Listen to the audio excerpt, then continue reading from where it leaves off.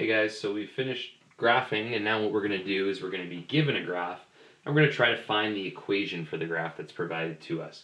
So a lot of the things that we did in the last booklet, we're just going to work backwards with now.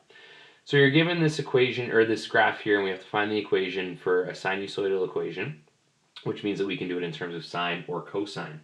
One of the things we're going to realize is that we can do these questions in either or. So depending on the question, sometimes it might specify that it wants it in terms of sine or cosine. In this one, it wants us to figure out either one. We're going to go through both and just see if we can figure out either way. All right, so let's talk about sine first. So if we're dealing with sine, one of the things that's probably a good place to start with is to see what our middle line is equal to. So if 3 is the max and -3 is the min, then I should realize that my sinusoidal axis is at y equals 0. Okay, so that tells me my middle point, and that also tells me that k in my equation is equal to 0.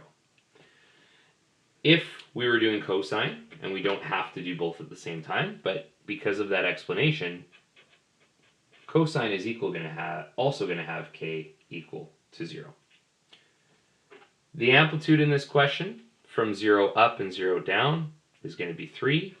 So amplitude equals 3. We don't necessarily know yet if A is going to be positive or negative, so we'll get there. But that does mean that for both cases, amplitude equals 3. We know that sine would start at the midline. So if sine would start at the midline, I want to try to find a point at the midline that makes sense for me. Well, a pretty clear one is right at 0, 0.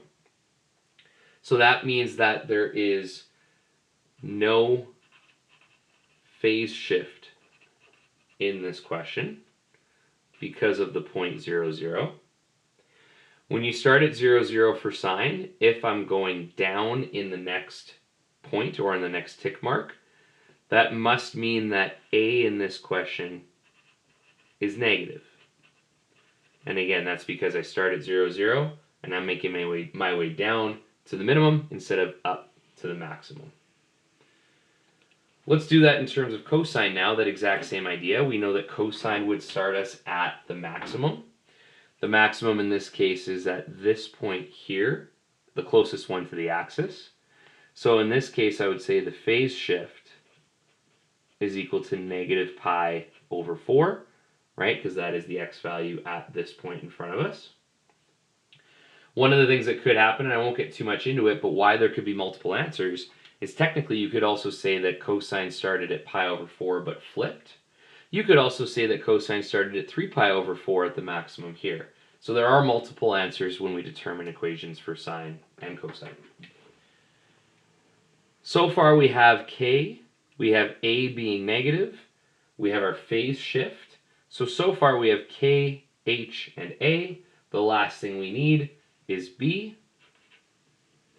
And B is going to come from the period,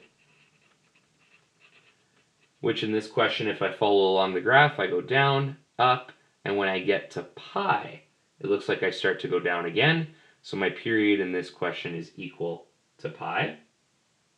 For my old formula, remember that period is equal to 2 pi over B. So if period is equal to 2 pi over b, you can actually just switch those two values and go b is equal to 2 pi over the period, which is kind of nice. So it doesn't really matter which one I do. I'm always going to go 2 pi over, whether I'm solving for the period or the b value. So in this case, it's going to be 2 pi over pi, and that equals 2 for the b value. For cosine, the period will be exactly the same because it doesn't matter where I start and end that one. So that means that my b value is also equal to 2 for the exact same explanation. So my final answers I now just plug into not my general form, but my kind of base equation. So y is equal to -3. Again, amplitude is 3, and we figured out that A was negative for sine. And then we have sine, bracket, B would be next, which is 2. Then technically I would go bracket x if there was an h value for the phase shift, which there isn't, so I can just go 2x. plus 0. So my final answer for sine is y is equal to negative 3 sine of 2x. And then for cosine, we have y is equal to positive 3 cos, 2 again for b. If the phase shift is negative pi over 4, I'm going to go plus pi over 4.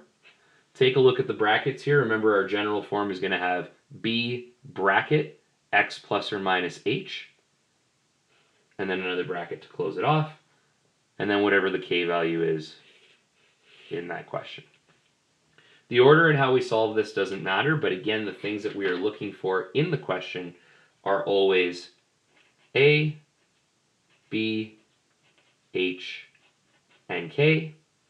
A, we have the amplitude as well as if our graph flips or not. B is based off of the period of the graph. H is based on the phase shift, and K is based on the midline.